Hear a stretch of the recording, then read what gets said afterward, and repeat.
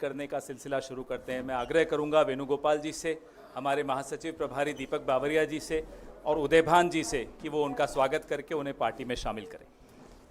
Thank you, welcome. Thank you so much sir. Thank you sir. Vineet ji.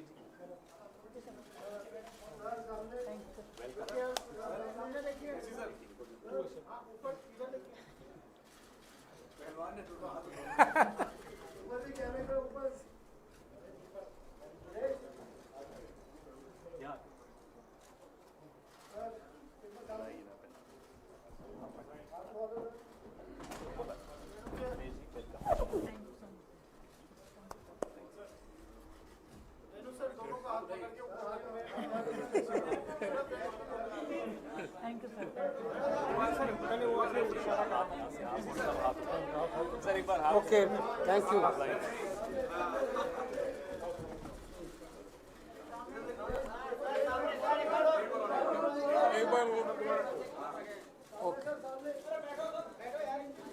Thank you. Okay, thank you. अब मैं विनेश फोगाट जी से आग्रह करूंगा कि वो अपने विचार व्यक्त करें।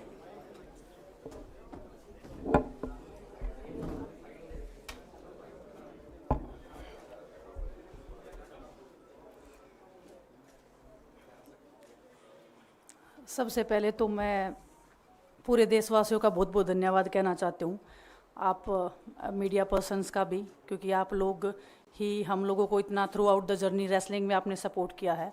तो मैं उम्मीद करती हूँ कि मैं आपकी उम्मीदों पे खरा उतरूँ बिल्कुल। और कांग्रेस पार्टी का मैं बहुत बहुत धन्यवाद करती हूँ, क्योंकि जब बोलते हैं ना कि बुरे टाइम में पता लगता है कि अपना कौन है। जब हम रोड पे घसीटे जा रहे थे तो छोड़ के बीजेपी को देश में जितनी भी पार्टियां हैं वो हमारे साथ में थी, हमारे दर्द को समझ पा रही थी, हमारे आंसुओं को समझ पा रही थी।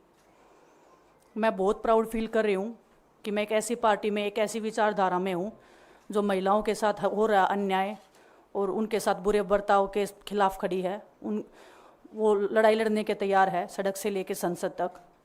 और मैं विश्वास दिलाती हूँ पूरे देशवासियों को कि जो मेहनत, जो लगन से हमने रेसलिंग में काम किया है, हम चाहते हैं कि देश के हर एक नागरिक को जो दर्द, जो तकलीफ़ हमने झेली है, खासकर महिलाओं के लिए, हर एक उस महिला के साथ में हम खड़े हैं जो अपने आप को लाचार, अपने आप को बेबस समझती है। रेसलिंग में मैंने पूरा कोशिश किया कि मैं जितनी भी महिलाओं को, छोटी बच्चियों को इंस्पायर कर सकती हूँ। मैं चाहती तो मैं जंतर मंतर पे रेसलिंग छोड़ सकती थी, और सभी लोग भी मान रहे थे, पूरा देश इस चीज़ पर विश्वास कर रहा था, क्योंकि बीजेपी आईटी सेल ने उस चीज़ को साबित करने की कोशिश की थी कि हम चले हुए कारतूस हैं, हम ख़त्म हो गए हैं, हम पॉलिटिक्स कर रहे हैं। उन्होंने बोला मैं नेशनल नहीं खेलना चाहती, मैंने नेशनल चैम्पियनशिप खेला। उन्होंने बोला ये ट्रायल्स दे के नहीं जाना चाहते, मैंने ट्रायल्स भी दिया। उन्होंने बोला कि ओलंपिक्स लेवल तक नहीं जाना चाहते, मैं ओलंपिक्स में गई, मैं फाइनल्स में गई। अनफॉर्चुनेटली परमात्मा को कोई और चीज़ मंजूर होगी। एक चीज़ मुझे पता है कि जब मेहनत आप करते हो तो ज़रूरी नहीं कि आपको उसी दिशा में मिले, कई बार दूसरी चीज़ों में भी आपको वो फल मिल जाता है। और परमात्मा ने मुझे मेरे देश के लोगों की सेवा करने का जो मौका दिया है, वो मैं मानती हूँ कि उससे बड़ा पुण्य का काम कोई नहीं हो सकता है। मेरे लिए बहुत प्राउड की बात है। बहुत एक मैं नई पारी की शुरुआत कर रही हूँ आज से। मैं चाहती हूँ कि जो हमने फेस किया एज ए खिलाड़ी होने के नाते, उन सब खिलाड़ियों को वो चीज़ ना फेस करनी पड़े। हम उनकी लड़ाई में साथ हैं। शायद उनको आज हिम्मत मिले कि जो पार्टियां पावर में रहती हैं शायद वो साथ में नहीं खड़ी हों, लेकिन उनके बहन भाई हैं जो उनके साथ में खड़े हैं। और हमें पता है स्पोर्ट्स में कितना गलत होता आया है, नहीं बोल पाते हैं खिलाड़ी। आप हमसे देख लो, बजरंग के ऊपर डोप का बैन लगा दिया 4 साल का, सिर्फ किसी लिए कि सिर्फ उन्होंने आवाज़ उठाई थी हमारे साथ बैठ के। तो उसका भुगतान हम कर रहे हैं, आज तक कर रहे हैं, लेकिन हम डरेंगे नहीं, पीछे नहीं हटेंगे। जो लड़ाई थी वो जारी है, ख़त्म नहीं हुई है। कोर्ट में हमारा केस चल रहा है, वो लड़ाई भी हम जीतेंगे, ज़िंदगी की जंग भी हम जीतेंगे। खेल में जैसे हमने कभी हार नहीं मानी है, तो हम इस नए प्लेटफॉर्म पे जो आ रहे हैं, देश की सेवा का भाव, और सिर्फ बोलने तक सीमित नहीं रहेगा। ये हम दिल से हमने खेल किया है और दिल से हम ये काम करेंगे, जी जान से मेहनत करेंगे, अपने लोगों के बीच में रहेंगे। जो भी हम अपने लोगों का भला कर सकते हैं, चाहे कितना ही % हमारे हाथ में होगा वो हम करने की कोशिश करेंगे। और मैं अपनी बहनों को बताना चाहती हूँ कि आपकी बहन आपके साथ में है, किसी भी मुसीबत में, किसी भी पल, किसी भी क्षण आप ऐसे मत समझना कोई भी आपके साथ में नहीं है। जब कोई नहीं खड़ा होगा तो मैं आपके साथ में ज़रूर खड़ी रहूँगी, कांग्रेस पार्टी आपके साथ में ज़रूर खड़ी रहेगी। ये हमने फील किया था और मैं वादे से कह सकती हूँ, दावे से कह सकती हूँ कि बिल्कुल आपके साथ भी खड़े रहेंगे। बहुत बहुत धन्यवाद आप सबका। धन्यवाद दिनेश जी। मैं बजरंग पुनिया जी से आग्रह करूंगा कि वो अपने विचार आपके सामने रखें। सभी को नमस्कार।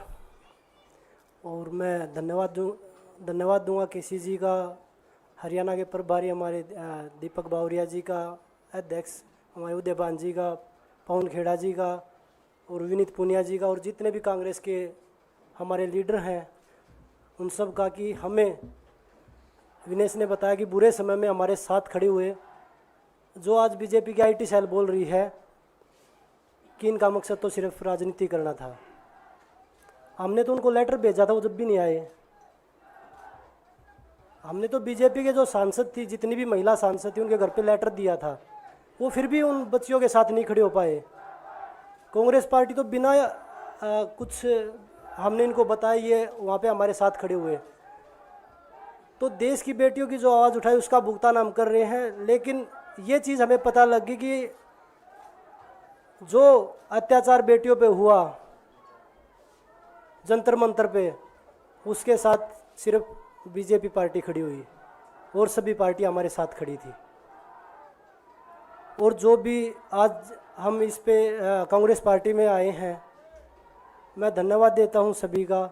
हम अपनी पूरी मेहनत, जितनी हमने कुश्ती में मेहनत की है, जितनी हमें किसान आंदोलन में मेहनत करी है, जितना अग्निपथ योजना के टाइम पे मेहनत करी है और बेटियों के आंदोलन में मेहनत करी है, ऐसे ही मेहनत करेंगे और कांग्रेस पार्टी को भी मजबूत करेंगे और देश को भी मजबूत करेंगे। और ग्राउंड पे रह के काम करेंगे। जैसे रेसलिंग में बचपन से 7-8 साल की उम्र में लगे थे, जब यह पता नहीं था कि हम ओलंपिक मेडल जीतेंगे, लेकिन धीरे धीरे आगे बढ़ते गए, मेहनत करते गए और वो मुकाम हमें मिला, क्योंकि ओलंपिक से बड़ा कोई भी प्लेटफॉर्म नहीं होता। और जिस दिन विनेश फाइनल में गई, उस दिन पूरा देश जोश में था, पूरा जश्न हुआ। लेकिन अगले दिन जो घटना हुई, पूरा देश दुखी था। लेकिन कुछ IT सेल थी जो पूरा देश में जश्न मना रही थी। तो ये देश के लिए बड़े दुख की बात है और पूरे देश को सोचना चाहिए कि आप किन लोगों को सपोर्ट कर रहे हैं। जो देश में खिलाड़ियों के साथ, महिलाओं के साथ, किसानों के साथ, जवानों के साथ जो अत्याचार कर रहे हैं, आप उन लोगों को सपोर्ट कर रहे हैं। तो मैं यही बोलूँगा कि हम मिलके मजबूती से लड़ेंगे और जो संघर्ष की लड़ाई उसमें हम हमेशा कांग्रेस के साथ खड़े रहेंगे। और जो विनेश ने बोला कि हम हर जो महिला, जो बेटियां, देश की बेटियां हैं जिनके साथ अत्याचार होता है, हम उनकी आवाज़ हमेशा उठाते रहेंगे। सभी का धन्यवाद। धन्यवाद बजरंग जी। अब कार्यक्रम को हम यहीं समाप्त करेंगे। सवाल नहीं